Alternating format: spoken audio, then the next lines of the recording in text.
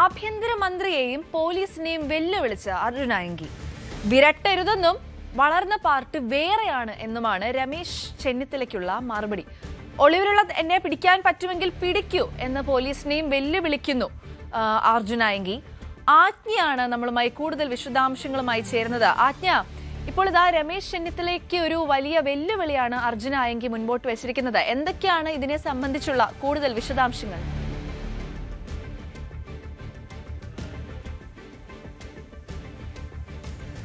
അനുശ്രീ, ഊന്നുകൽ സിഐക്കെതിരെ കഴിഞ്ഞ ദിവസം അർജുൻ ആയങ്കി പുറത്തുവിട്ട ഒരു വോയിസ് മെസ്സേജ്, അതേ തുടർന്നാണ്, അതായത് നേരത്തെ ഇതുമായി ബന്ധപ്പെട്ട കോതമംഗലം സിഐക്കെതിരെ കൊലവിളി സംഭാഷണം നടത്തിയതിനെതിരെയായിരുന്നു കേസെടുത്തിരുന്നത്.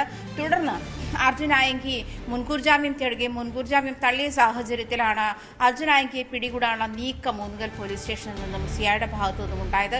അതേസമയം അർജുൻ ആയങ്കി കീഴടങ്ങാമെന്നായിരുന്നു അറിയിച്ചിരുന്നത്. അതേസമയം അദ്ദേഹത്തിന്റെ സുഹൃത്തുക്കളുടെ ലൊക്കേഷൻ കേന്ദ്രീകരിച്ച് എന്തിനാണ് ഊന്നുകൽ സിഐയുടെ നീക്കം എന്തിനായിരുന്നു?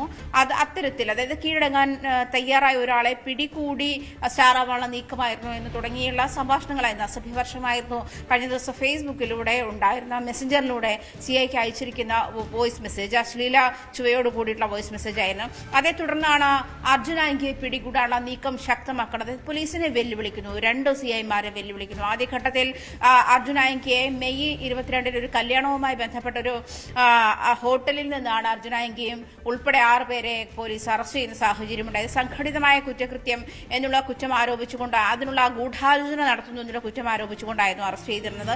അതിനാണ് കോതമംഗലം സിഐക്കെതിരെ അർജുൻ ആയങ്കി ആദ്യഘട്ടത്തിൽ കൊലവിളി സംഭാഷണം നടത്തിയത്. അതിനായിരുന്നു 21 ദിവസം തന്നെയും തന്റെ കൂട്ടുകാരെ ഒരു കാരണവുമില്ലാതെ ജയിലിലടച്ചു എന്നുള്ള കാരണവും അതിൽ ചൂണ്ടിക്കാട്ടിയായിരുന്നു കൊലവിളി സംഭാഷണം നടത്തിയത്. തുടർന്ന് ഇങ്ങോട്ടാണ് പോലീസിനെ വെല്ലുവിളിക്കുന്ന, നിരന്തരം പോലീസിനെ വെല്ലുവിളിക്കുന്ന ഒരു നീക്കം അർജുൻ ആയങ്കിയുടെ ഭാഗത്തുനിന്നും ഉണ്ടായിരിക്കുന്നത്.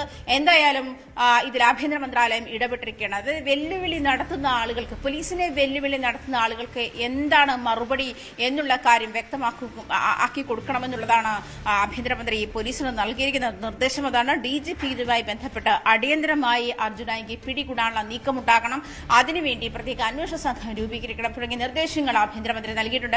പക്ഷേ ആഭ്യന്തരമന്ത്രിയെ വെല്ലുവിളിച്ചുകൊണ്ട് തന്നെയാണ് അർജുൻ ആയങ്കി ഫേസ്ബുക്കിൽ മറ്റൊരു പോസ്റ്റ് ഇട്ടിരിക്കുന്നത്. ആഭ്യന്തരമന്ത്രി തനിക്കും തന്റെ കൂട്ടുകാർക്കുമെതിരെ നടത്തിയ കേസിന്റെ, അതായത് കള്ളക്കേസ് ഉണ്ടാക്കിയതാണ് പോലീസ്, അതിന് ആഭ്യന്തരമന്ത്രി കൂട്ടുനിൽക്കുന്നു. അത് ഏത് സാഹചര്യത്തിലാണ് പോലീസ് അത്തരത്തിൽ കേസെടുത്തതെന്ന് അന്വേഷിക്കാൻ ആഭ്യന്തരമന്ത്രിക്ക് ധൈര്യമുണ്ടാക്കണം. അതിനുശേഷം അങ്ങനെയെങ്കിൽ അത് കണ്ടെത്തി പോലീസിനെതിരെ നടപടിയെടുക്കുകയാണെങ്കിൽ താൻ രമേശ് ചെന്നിത്തലയെ അംഗീകരിക്കാം, നേരിട്ട് വന്നൊരു ഉമ്മ തരാം തുടങ്ങിയ കാര്യങ്ങളാണ് ഫേസ്ബുക്കിൽ കുറിച്ചിരിക്കുന്നത്. അങ്ങനെയാണ് എന്തായാലും ഈ കഴിഞ്ഞ ദിവസങ്ങളിൽ പോലീസിനെതിരെയായിരുന്നു അർജുൻ ആയങ്കിയുടെ വെല്ലുവിളിയെങ്കിൽ ഇപ്പോഴത്തെ ആഭ്യന്തരമന്ത്രിക്ക് നേരെ ആയിട്ടുണ്ട്.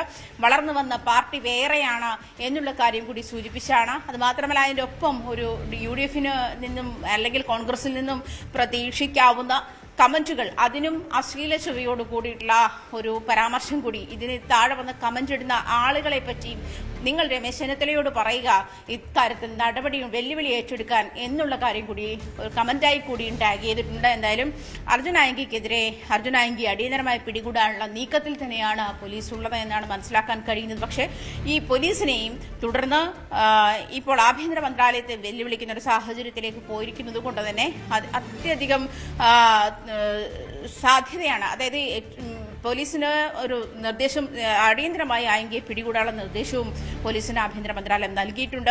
അതായത് ഇത്ര വലിയ വെല്ലുവിളികൾ നടത്തുന്ന ക്രിമിനൽ പശ്ചാത്തലത്തിലുള്ള ആളുകൾ, അതായത് അർജുൻ ആയങ്കിയെ പോലെയുള്ള ക്രിമിനലുകൾ എന്ന് മുദ്ര കുത്തപ്പെട്ടിട്ടുള്ള ആളുകൾ.